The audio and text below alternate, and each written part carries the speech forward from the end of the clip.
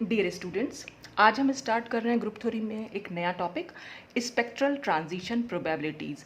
Actually नया topic क्या, जो लास्ट वीडियो में मैंने डायरेक्ट प्रोडक्ट आपको बताया था, उस डायरेक्ट प्रोडक्ट की एप्लीकेशन पार्ट है ये। तो ये स्पेक्ट्रल ट्रांजिशन प्रोबेबिलिटीज़, सबसे पहले तो ये कि ये स्पेक्ट्रल ट्रांजिशन प्रोबेबिलिटीज़ का मतलब क्या है। It is defined as the probability of a particular spectroscopic transition to take place.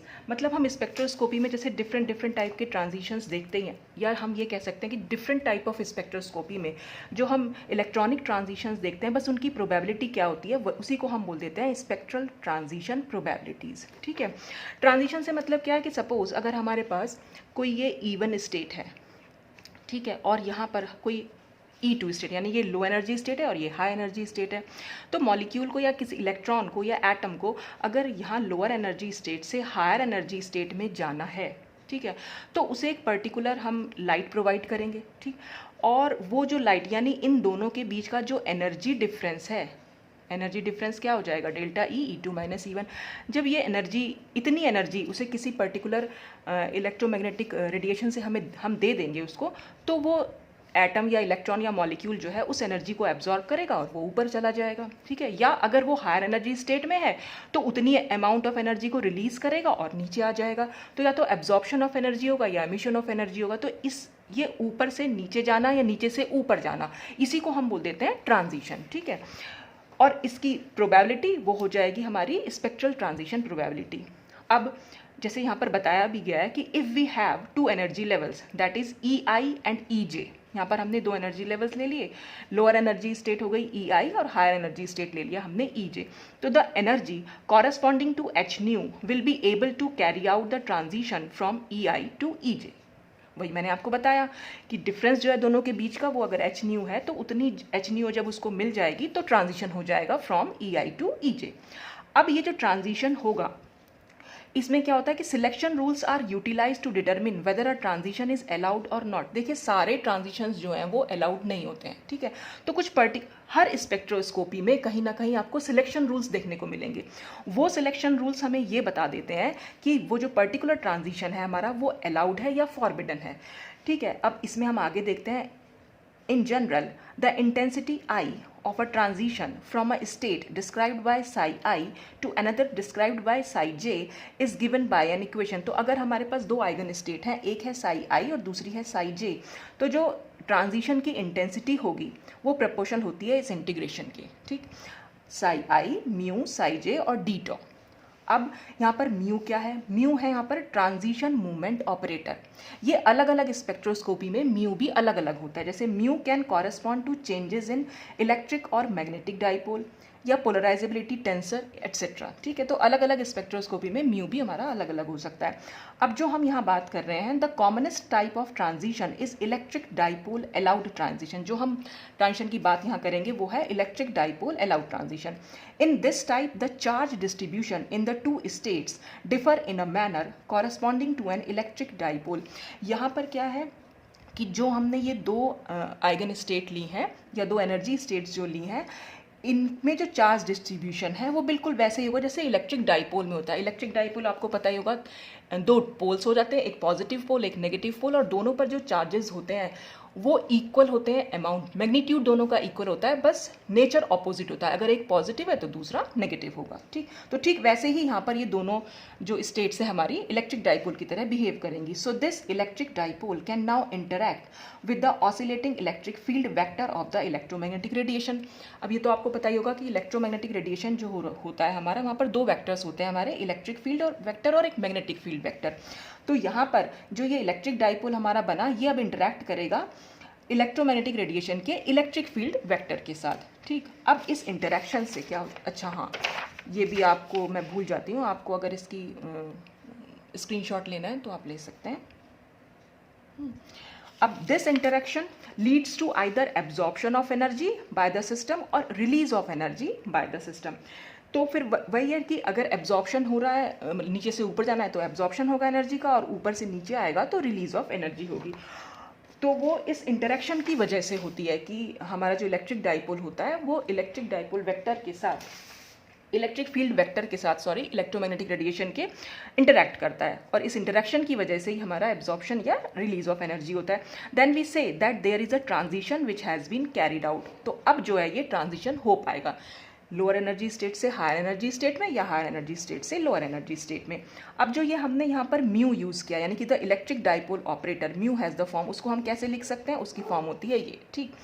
यहाँ पर ई आई क्या है, ई आई है पर्टिकुलर जो हमने आयत पार्टिकल लिया उस पर चार्ज, और एक्स आई, वाई आई और जेड आई क्या है, ये है Cartesian coordinates of that particle, ठीक।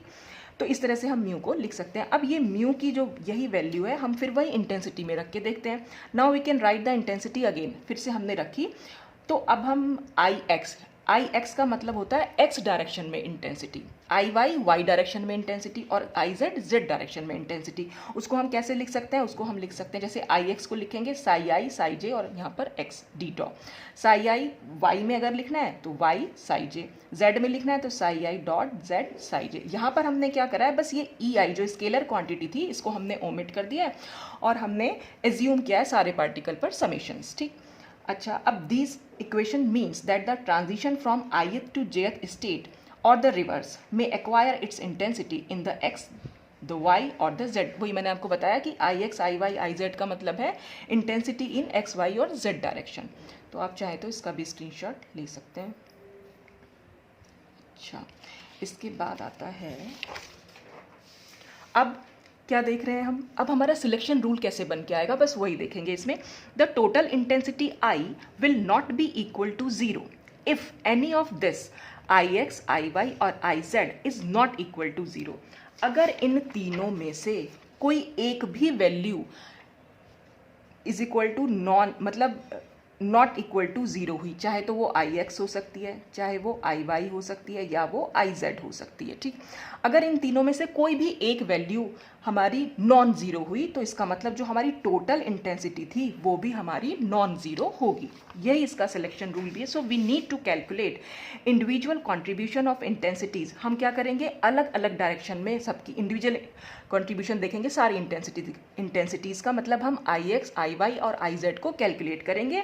And if any one of them is not equal to 0 we will say that the spectral transition will be allowed, otherwise it will be forbidden. तो selection rule क्या हुआ, selection rule ये हुआ कि अगर आई x या आई Y या I Z दोनों में से तीनों में से कोई एक भी अगर नॉन ज़ीरो हुआ, ठीक है, या नॉट इक्वल टू 0 हुआ, तो हमारी टोटल इंटेंसिटी भी नॉट इक्वल टू 0 होगी, और हम कह सकते हैं कि वहाँ पर इलेक्ट्रिक जो हमारा ट्रांजिशन था, वो स्पेक्ट्रल ट्रांजिशन जो था वो पॉसिबल होगा या वो अलाउड होगा। और अगर इनमें से कोई भी वैल्यू हमारी 0 नहीं आ रही है, मतलब 0 के इक्वल आ रही है, तो इसका मतलब वो ट्रांजिशन हमारा फॉरबिडन होगा। तो जो ये इसके यहाँ पर जो हम सिलेक्शन रूल देख रहे हैं वो ये सिलेक्शन रूल है कि इन तीनों को में से कोई भी एक वैल्यू हमें नॉन ज़ीरो अगर मिल जाएगी तो इसका मतलब हमारा स्पेक्ट्रल ट्रांजिशन होगा वो अलाउड होगा, अदरवाइज वो फॉरबिडन होगा, ठीक। अच्छा, अब यहाँ क्या होता है कि जो इंटीग्रेशन होते हैं इनको सॉल्व करना हमें, क्योंकि सबकी अलग अलग इनकी वैल्यूज़ चाहिए, इनको सॉल्व करना बहुत मुश्किल होता है। मैनुअली होता नहीं, कंप्यूटर की हेल्प से ये किया जाता है, तो ठीक है, बहुत लंबी कैलकुलेशन होती है, तो वो हम बहुत इजीली कर नहीं पाते हैं। तो अब इसी को इजी बनाने के लिए हम डायरेक्ट प्रोडक्ट की हेल्प लेते हैं। तो यहीं से एप्लीकेशन शुरू होती है डायरेक्ट प्रोडक्ट की। तो अब हम डायरेक्ट प्रोडक्ट की हेल्प से कैसे हम इस इंटीग्रेशन को देख सकते हैं कि वो नॉन ज़ीरो है या ज़ीरो है। तो उसके लिए क्या करना पड़ेगा, the integration will be non zero when the direct product of psi I X psi J और psi I Y psi J और psi I Z psi A, यानी कि तीनों जो इंटीग्रेशन थे उनमें से तीनों का डायरेक्ट प्रोडक्ट देखेंगे, will contain totally symmetric representation. मतलब ये हुआ कि ये वाली जो वैल्यू है हमारी टोटल इंटेंसिटी नॉन ज़ीरो कब होगी, वो तब हो सकती है जब या तो इन तीनों का डायरेक्ट प्रोडक्ट, या फिर इन तीनों का डायरेक्ट प्रोडक्ट, या फिर इन तीनों का डायरेक्ट प्रोडक्ट अगर हमारा टोटली सिमेट्रिक रिप्रेजेंटेशन देगा। तो अब वो टोटली सिमेट्रिक रिप्रेजेंटेशन हमें कैसे मिलेगी, वो हम ले लेंगे with the help of character table, ठीक है। कैसे देखेंगे अभी हम आगे एग्जाम्पल से समझेंगे। अभी फिलहाल के लिए आप सिर्फ इतना समझ लीजिए कि जो भी हम ये तीन वैल्यूज़ ले रहे हैं, इन तीनों का डायरेक्ट प्रोडक्ट अगर हमें टोटली सिमेट्रिक रिप्रेजेंटेशन मिल जाए इन तीनों से, तो हमारा जो टोटल इंटेंसिटी होगी वो नॉन ज़ीरो आ जाएगी, या जो हमारा इंटीग्रेशन होगा वो नॉन ज़ीरो आ जाएगा। तो हमारा जो ट्रांजिशन हो जाएगा वो अलाउड हो जाएगा। या फिर हम ऐसा भी कर सकते हैं कि we can reduce this condition to if psi i and psi j correspond to I R whose direct product contains an I R which has x और वाई और जेड एज द बेसिस। या हम ऐसे भी कर सकते हैं, हम क्या कर सकते हैं, जैसे इसमें हम देखें, अगर हम साई आई और साई जे इन दोनों का डायरेक्ट प्रोडक्ट देखें, इन दोनों के डायरेक्ट प्रोडक्ट से हमें एक आई आर मिलेगी और उस आई आर का हम बेस देख लें। अगर उस आई आर का बेस हो जाएगा एक्स तो i नॉट इक्वल टू 0 हो जाएगा। या हम ये देख लें कि साई आई और साई जे, अगर इन दोनों का डायरेक्ट प्रोडक्ट जो भी हमारी आई आर मिलेगी उसका बेस अगर हमें मिला y, तब भी हमारा i नॉट इक्वल टू 0 हो जाएगा। या इन दोनों का डायरेक्ट प्रोडक्ट से जो हमें आई आर मिले उसका बेस अगर z है तो भी हमारी i जो है नॉट इक्वल टू 0। तो आप दोनों कंडीशन यहाँ पर अप्लाई करके देख सकते हैं। या तो हम तीनों का डायरेक्ट प्रोडक्ट देखें और हमें एक टोटली सिमेट्रिक रिप्रेजेंटेशन मिले तो फिर ये वाली वैल्यू सेटिस्फाई होगी।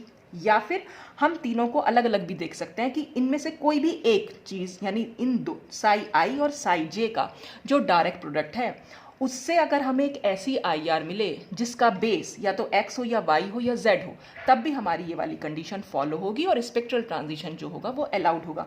इसको अभी हम एग्जाम्पल से समझेंगे। हो सकता है अभी आपको कुछ समझ में ना आ रहा हो, लेकिन आप थोड़ा सा पेशेंस रखेंगे, आगे एग्जाम्पल से हम इसको बहुत क्लियरली समझ सकते हैं। ठीक है।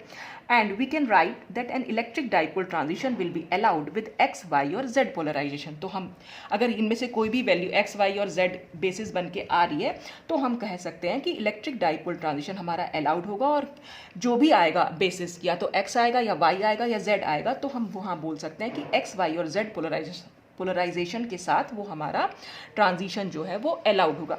अब ये x, y और z पोलराइजेशन का मतलब क्या है, देखिए मैं बता देती हूँ। एक तो सपोज हमारी नॉर्मल लाइट होती है वो अनपोलराइज्ड लाइट होती है, मतलब वो सारी डायरेक्शन में वाइब्रेट करती है। ठीक है।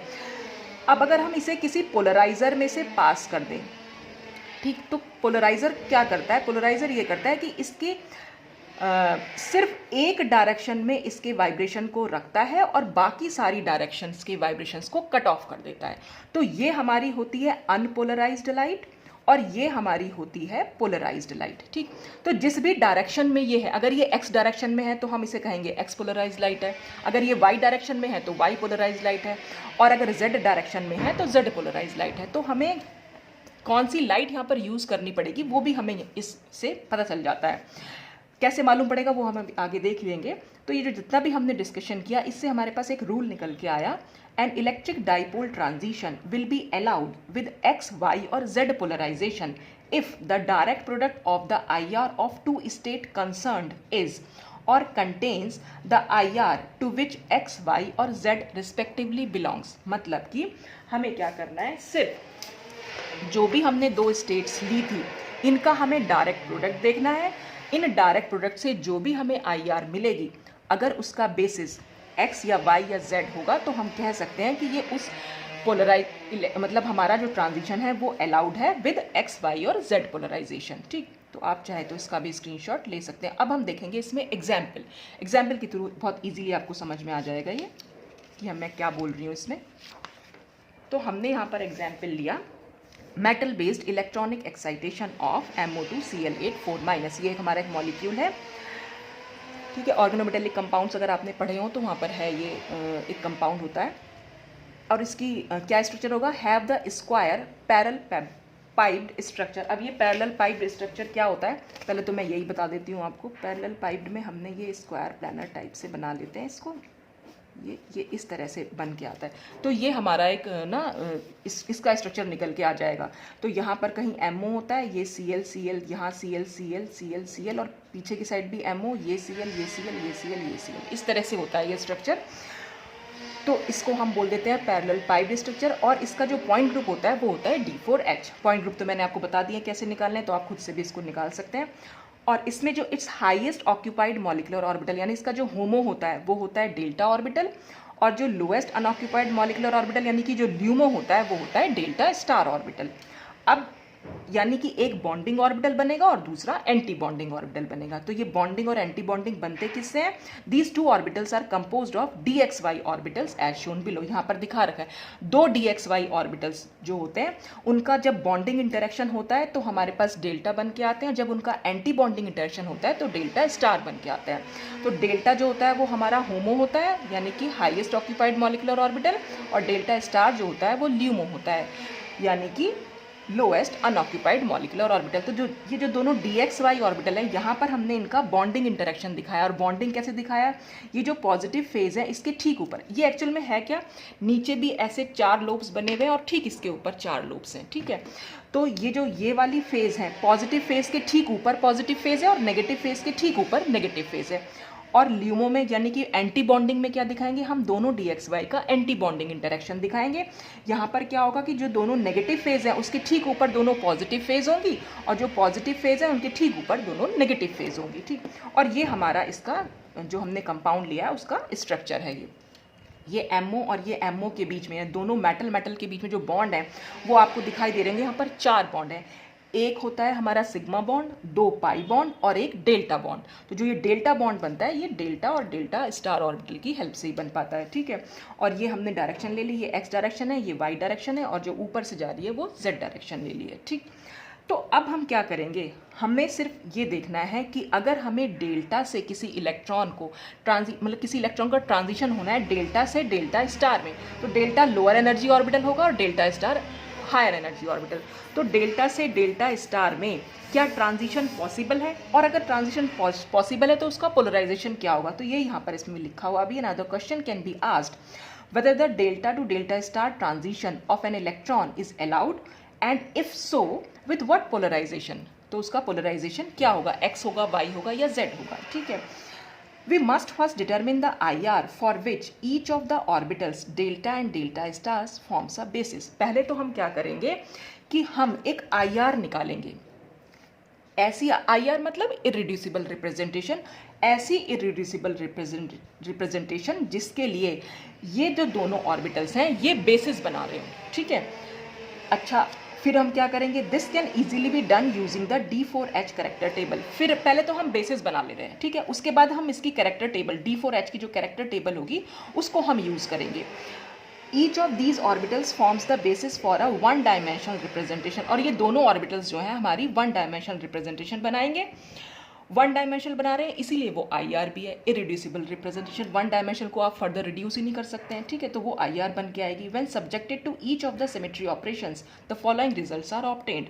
तो अब हम क्या करेंगे, इन डेल्टा और डेल्टा स्टार्स पर जो D4H में सिमेट्री ऑपरेशंस इन्वॉल्व हैं वो हर एक सिमेट्री ऑपरेशन इन दोनों पर 1 by 1 लगाएंगे और फिर देखेंगे कि हमारी क्या रिप्रेजेंटेशन बन के आती है।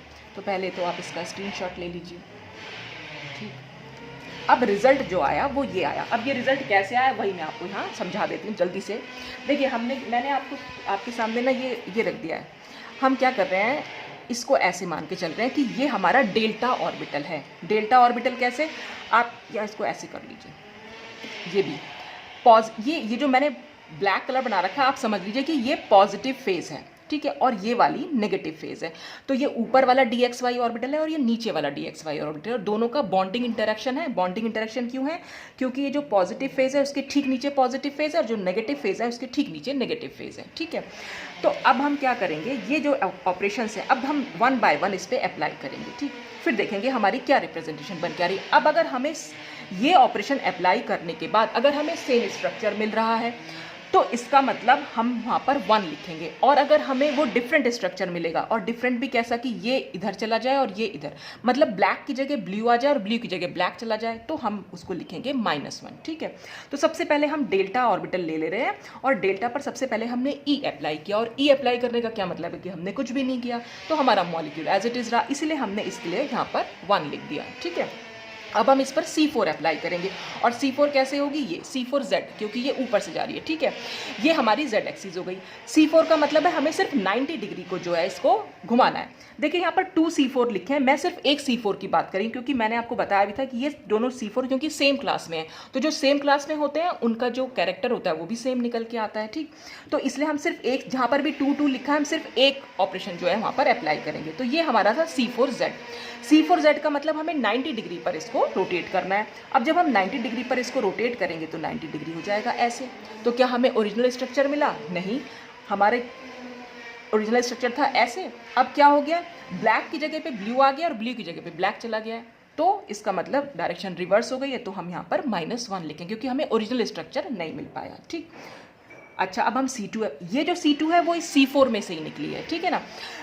कैसे निकली है ये सब मैं पहले समझा चुकी हूँ, जितने भी अभी हमने पॉइंट ग्रुप भी डिस्कस कर रखे हैं।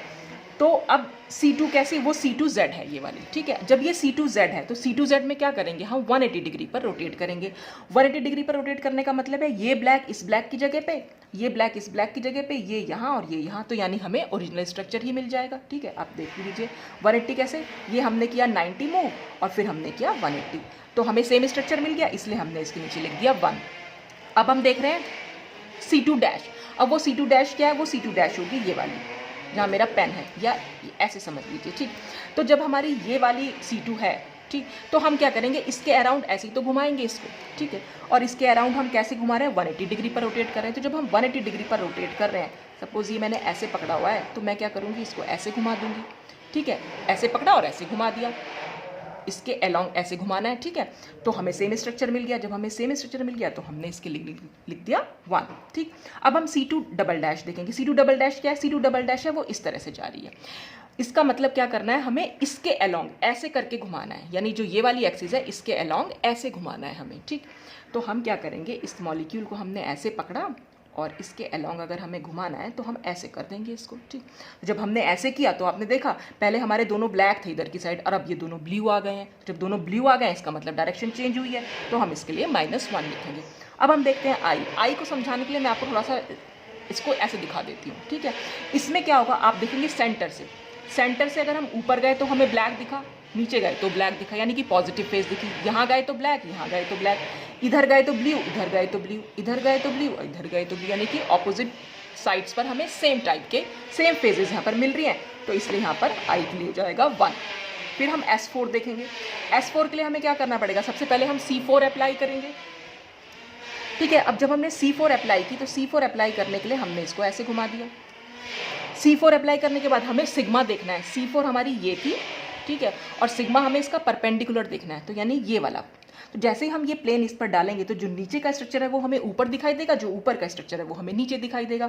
और आप देख रहे हैं नीचे भी वही स्ट्रक्चर है जो हमारा ऊपर है, यानी हमें कुछ ऐसे दिखाई देगा मॉलिक्यूल। तो जब हमें ऐसे दिखाई देगा तो ओरिजिनल मॉलिक्यूल तो रहा नहीं हमारा, ओरिजिनल में तो हमारे दोनों ब्लैक यहाँ पर थे, तो इसलिए ये -1 हो जाएगा, ठीक है। फिर से हम ओरिजिनल पे आ जाते हैं। अब हम सिग्मा H देखेंगे। सिग्मा H क्या है, सिग्मा H ये सिग्मा H क्या होता है, जो हमारी प्रिंसिपल एक्सिस के परपेंडिकुलर होता है। तो हमने जब ये सिग्मा H डालेंगे तो जो नीचे वाला पोर्शन है वो ऊपर, जो ऊपर वाला पोर्शन है वो नीचे। तो आप देख रहे हैं ऊपर भी दोनों ब्लैक है, नीचे भी दोनों ब्लैक है, तो यानी जब हम इसको देखेंगे तो ये कुछ इस तरह से हमें दिखाई देगा। तो हमारा सेम स्ट्रक्चर हमें मिलेगा। तो सिग्मा H के लिए हम यहाँ 1 लिख रहे हैं। अब आता है सिग्मा B। सिग्मा B के लिए हमने ये पहला सिग्मा B हमने ये लगाया। तो जब हम ये सिग्मा B लगाएंगे तो क्या हुआ, ये ब्लू इस ब्लू को और ये वाला ब्लू इस ब्लू को रिफ्लेक्ट करेगा और बाकी सब तो ये कट हो जाएगा, नीचे वाला ब्लू भी इसको रिफ्लेक्ट करेगा, तो यानी कि हमें सेम स्ट्रक्चर हमें दिखाई देगा। तो सिग्मा बी के लिए हमने लिख दिया 1। अब हम आते हैं सिग्मा डी। सिग्मा डी हमारा ये वाला प्लेन है। तो जब ये वाला प्लेन हम लगाएंगे तो ये दोनों तो हमें यहाँ दिखाई देंगे और ये दोनों हमें यहाँ दिखाई देंगे। तो जब ये दोनों हमें यहाँ दिखेंगे तो इसका मतलब ये ब्लू हमारा यहाँ आ जाएगा और ये वाला ब्लू हमारा यहाँ आ जाएगा, ये दोनों भी एक्सचेंज हो जाएंगे और वो दोनों भी एक्सचेंज, तो हमारा स्ट्रक्चर जो है वो चेंज हो जाएगा, यानी हमारा -1। तो ये हमारी एक रिप्रेजेंटेशन यहाँ पर बन के आ गई। अब हम देखते हैं डेल्टा स्टार। डेल्टा स्टार में क्या चेंजेस हैं? डेल्टा स्टार में चेंजेस हैं कुछ इस तरीके से कि वहाँ पर क्या है, जो नेगेटिव फेज है उसके ठीक नीचे पॉजिटिव फेज है और जो पॉजिटिव फेज है उसके नीचे यहाँ पर नेगेटिव फेजेस हैं, ठीक है। तो हमारा ये, अब हम फिर से यहाँ पर सारे ऑपरेशंस अप्लाई करके देखते हैं। हमने पहले ई अप्लाई किया, ई में तो हम कुछ करते ही नहीं है, तो इसका मतलब 1। फिर हम अप्लाई करेंगे C4 के लिए हमें क्या करना है, हमने सिर्फ ये घुमाया। अब क्या हुआ, यहाँ पर दोनों, पहले हमारे दोनों ब्लू थे, अब दोनों ब्लैक आ गए हैं, ठीक है, नीचे भी चेंज हो गया है, तो इसलिए ये हमने इसको -1 लिख दिया। अब हम जब C2 लगाएंगे तो C2Z है, क्योंकि ये तो C2Z ऐसे ही तो होगी, ये ब्लैक यहाँ जाएगा, ये ब्लैक यहाँ, ये यहाँ, ऐसे ही नीचे वाले भी जाएंगे, तो सेम रहेगा हमारा स्ट्रक्चर, इसलिए हमने C2 के लिए 1 लिख दिया, ठीक। फिर हम C2 थी हमारी ऐसी, जैसे ही हम ये C2 यहाँ लगाएंगे तो हम क्या कर रहे हैं, इसको उठा के ऐसे रखते रहे। तो अब पहले क्या था, पहले हमारा ये दोनों ब्लैक के यहाँ पर, और अब क्या हो जाएगा, दोनों के दोनों ब्लू आ जाएंगे। तो जब दोनों के दोनों चेंज हो गया है स्ट्रक्चर, तो हम यहाँ पर इसको -1 लिख देंगे, ठीक है। फिर से हम वापस वहीं ले आते हैं इस स्ट्रक्चर को। अब हम C2 लगाएंगे तो हम कुछ इस तरीके से लगा रहे हैं, ठीक। इसके अलोंग हमें चेंज करना है, ठीक है। इसके अलोंग जब हम चेंज करेंगे तो आप खुद देखिएगा, जो ये दोनों ब्लैक हमें नीचे दिख रहे हैं, वो दोनों ब्लैक अब हमें यहीं दिखाई देंगे, जहाँ पर ये हमें ओरिजिनल स्ट्रक्चर ही मिलेगा। कैसे, देखिए, हमने ये पकड़ा इसको और हमने ये घुमा दिया इसके अलोंग, ये इसके अलोंग हमने घुमा दिया, ठीक है, ये पकड़ा, इसको ऐसे घुमा दिया। तो यहाँ पर हमें क्या होगा, हमें सेम स्ट्रक्चर जो है इसके अलोंग हमें यहाँ घुमाना है। तो मैंने ये ऐसे पकड़ा हुआ है और मैंने ये ऐसे घुमा दिया है, तो हमें सेम स्ट्रक्चर यहाँ पर दिखाई दे रहा है। तो जब हमें सेम स्ट्रक्चर मिल रहा है तो हमने यहाँ पर 1 लिख दिया। अब आई देख लीजिए, आई के लिए हम यहाँ ऊपर गए तो ब्लू और नीचे गए तो ब्लैक, तो यहाँ गलत हो गया, यहाँ ब्लैक और यहाँ पर ब्लू, तो ये भी उल्टा हो गया, तो इसलिए आई हमारा -1 हो जाएगा। अब हम S4 देखते हैं। S4 के लिए हमें क्या करना है, बस आप इतना ध्यान रखिएगा, हमने ओरिजिनल शुरुआत में दोनों ब्लैक यहाँ सीधे रखे हुए हैं, ठीक है, हमें दोनों ब्लैक यहाँ मिलने चाहिए। जब हम पहली बार घुमाएंगे तो हमारा ये स्ट्रक्चर आ जाएगा, ठीक है। C4 करना है हमें, और C4 के बाद हमें उसका परपेंडिकुलर प्लेन देखना है, ये वाला प्लेन। तो ये वाला प्लेन जब हम देखेंगे तो नीचे वाली चीज़ ऊपर दिखेगी, ऊपर वाली चीज़ नीचे दिखेगी, और आप देख रहे हैं नीचे की साइड दोनों ब्लैक हैं यहाँ पर, तो ये दोनों ब्लैक हमें यहाँ दिखाई देंगे, यानी कि स्ट्रक्चर हमें कुछ ऐसे दिखाई देगा ये। और यही तो हमारा ओरिजिनल स्ट्रक्चर था, दोनों ब्लैक हमारे यहीं पर तो थे, तो वही हमें इसलिए ओरिजिनल दिख रहा है, तो हम यहाँ पर S4 लिख देंगे। अब हम सिग्मा H लगाएं। जब हम सिग्मा H लगाएंगे तो ब्लैक के नीचे तो ब्लू, और ब्लू मतलब ब्लैक नीचे दिखाई देगा और ब्लू हमें ऊपर दिखाई देगा, तो उल्टा हो जाएगा, तो इसलिए हम सिग्मा H को भी -1 लिखेंगे। फिर हम लगाते हैं सिग्मा V हमारा +1 ही रहेगा। क्यों? क्योंकि जब हम यहाँ प्लेन लगाएंगे तो ये सब तो कट हो जाएगा, और ये इसको रिफ्लेक्ट करेगा, ये इसको रिफ्लेक्ट करेगा, तो हमारा ये 1 ही रहेगा। जब हम सिग्मा D लगाएंगे तो सिग्मा D तो फिर से हमारा ये वाला प्लेन है, तो ये दोनों एक्सचेंज करेंगे एक दूसरे को, और ये दोनों एक्सचेंज करेंगे, तो सिचुएशन फिर से उल्टी हो जाएगी, तो यहाँ पर -1। तो इस तरह से हम इस पर अप्लाई करके देख सकते हैं। अब हमारा काम क्या शुरू होता है, जैसे ही हमने ये टेबल बनाई, मतलब जो हमारा ये रिजल्ट निकल के आया, तो हम करेंगे अपने सामने D4H की टेबल को रखेंगे। ये D4H की कैरेक्टर टेबल है जो मैंने आपके सामने रखी हुई है, आई होप कि आपको दिखाई दे रही होगी, ठीक। अब हम ये चेक करेंगे कि ये वाली IR रिप्रेजेंटेशन हमारी D4H में से किससे मैच कर रही है। तो जब हमने इसको चेक किया तो ये वाली जो डेल्टा वाली हमारी बन के आई थी, वो हमारी B1G जैसी बन गई। ये B1G सिमेट्री है, B1G जैसी हमारी ये डेल्टा जो है वो बन के आ रही है, ठीक है। आप खुद से चेक भी कर सकते हैं। और जो डेल्टा स्टार है वो हमारी B2U जैसी बन के आ रही है, ये वाली, ये B2U है और ये हमारी है B1G, ठीक है। ये B2U हमारी बिल्कुल डेल्टा स्टार जैसी बन के आ रही है, ठीक। तो हमें ये मालूम पड़ गया, इसलिए मैंने इसके आगे B1G और B2U लिख दिया है। अब हमें क्या करना है, तो हमने देख लिया, reference to the D4H character table shows that these are of B1G and B2U symmetries. अब हम क्या करेंगे, वही अपना जो सिलेक्शन रूल्स था वही हम यहाँ लगा कर देखेंगे। The intensity of a delta two delta star transition will B governed by the magnitude of integral. तो हमने ये वाला वही इंटीग्रल जो हम यूज़ कर रहे आ रहे हैं, ये हमारा साई डेल्टा हो गया, ये हमारा साई डेल्टा स्टार हो गया, और बीच में हम या तो x या फिर y या फिर z तीनों के साथ हम करके यूज देखेंगे। अब we have to determine whether any of 3 Cartesian coordinates is non zero. इन तीनों कार्टेशियन कोऑर्डिनेट्स में से क्या हमारा नॉन जीरो होगा, और नॉन जीरो कैसे होगा वो हम कैसे पता लगाएंगे कि जो इनके एक्स वाई और जेड के कॉरस्पॉन्डिंग जो भी IR होगी वो हम अपनी D4H टेबल में से देख लेंगे। और फिर इसकी IR तो हमें दोनों की IR तो यहाँ मिली गई है, ये B1G और B2U, इनकी IR और देख लेंगे, और फिर तीनों का डायरेक्ट प्रोडक्ट निकाल के देख सकते हैं। यही हमने यहाँ इसमें लिखा हुआ भी है कि since in D4H the Z vector transforms according to the A to U representation. देख लीजिए, अब हमने यहाँ देखना, हमें क्या चेक करना होता है एक्चुअल में, अब हमें ये चेक करना है कि x, y और z किसके आगे लिखा हुआ है, किस रिप्रेजेंटेशन के आगे।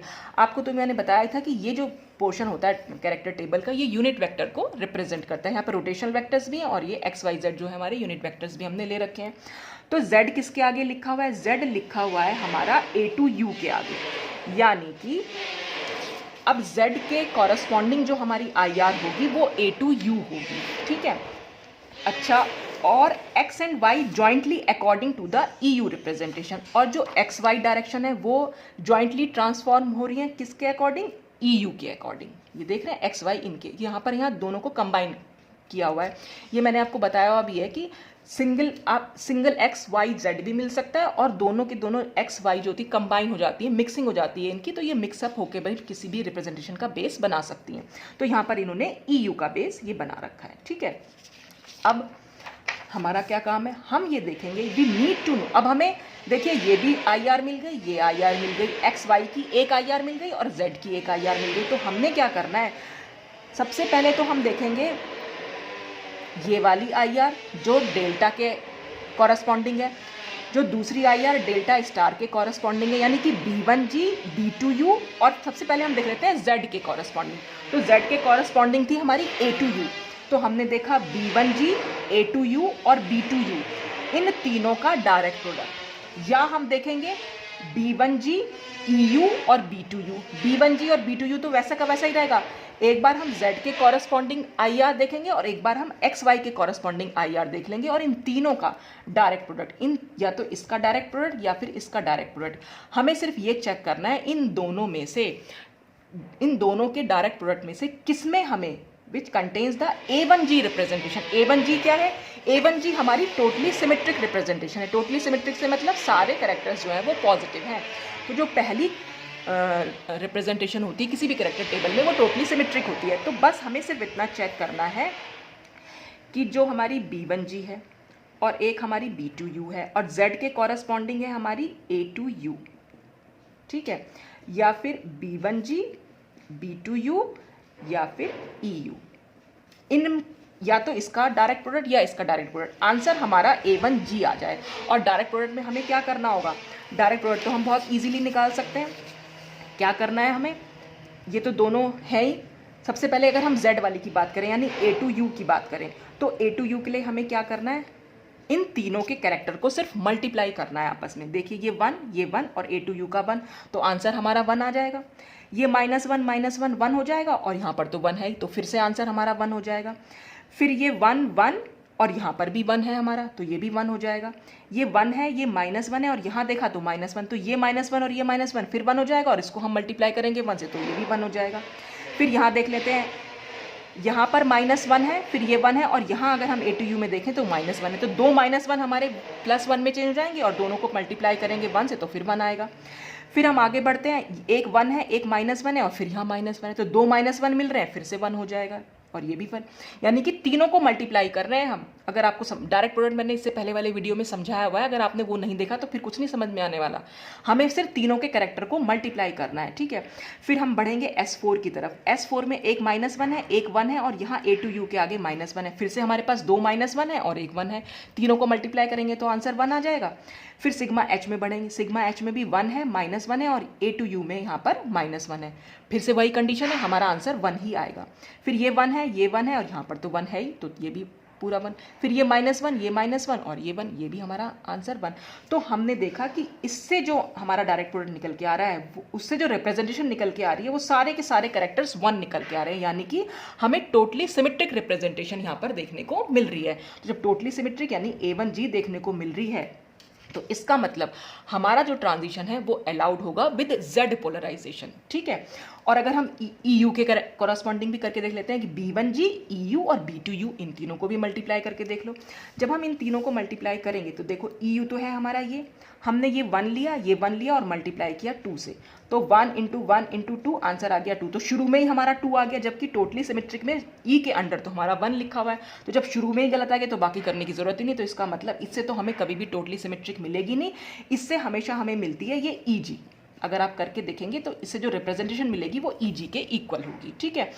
तो इसीलिए जो यहाँ से हम डायरेक्ट प्रोडक्ट का यूज देख सकते हैं। तो it is easy to show that the first one is equal to A1G। First one मतलब ये वाला, while the second one is equal to Eg. Thus the delta to delta star transition is electric dipole allowed with Z polarization and forbidden for radiation with its electric vector in the xy plane. तो यहाँ से हमें मालूम पड़ा, बिना कोई calculation किए इस इंटीग्रल को हमें सॉल्व करने की कोई ज़रूरत नहीं पड़ी।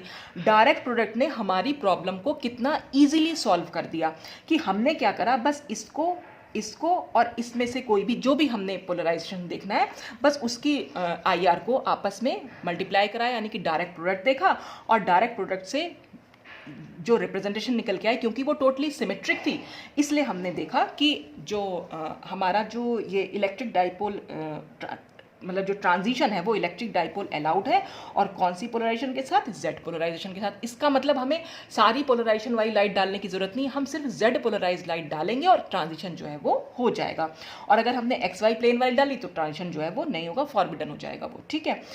तो या तो आपने कर लिया तीनों का डायरेक्ट प्रोडक्ट देख लिया, यानी कि डेल्टा, डेल्टा स्टार और जेड का, या आप ऐसे भी कर सकते हैं कि आप इन दोनों का, आप अगर इन दोनों का डायरेक्ट प्रोडक्ट देखेंगे B1G और B2U का, तो आंसर आपका क्या आ जाएगा। देखिए मैं आंसर यहीं लिख देती हूँ, ये 1 आएगा, इन दोनों का 1 आएगा, ये 1 हो जाएगा, ये -1, ये -1, ये -1, ये -1, ये -1, ये 1 और ये फिर 1, और ये इक्वल टू होगा A2U के। और A2U आगे ये देख लीजिए, आप मैच कर लेते हैं, और A2U के आगे क्योंकि Z लिखा हुआ है इसीलिए हमें मालूम पड़ गया कि हमें लाइट जो चाहिए वो विद Z पोलराइजेशन चाहिए।